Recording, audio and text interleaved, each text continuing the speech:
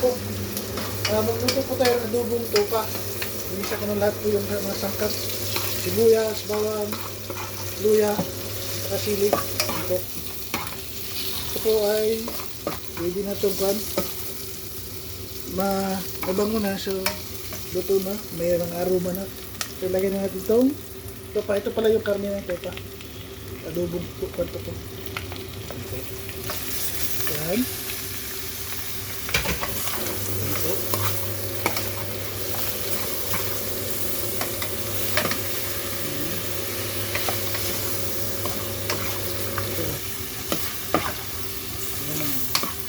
Adobong tupa.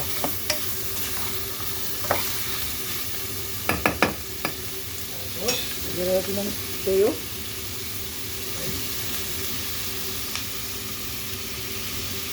Ito pala bukas ito.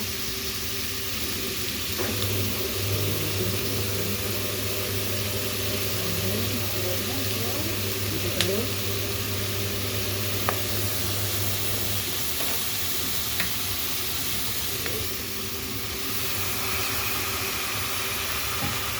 Halo.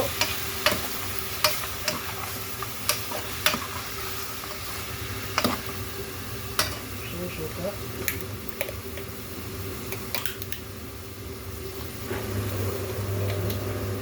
And then, nagdip sarap.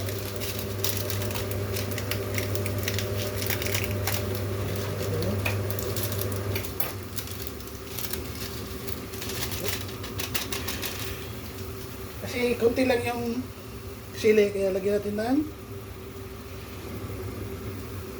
siling pan powder. Chili powder po.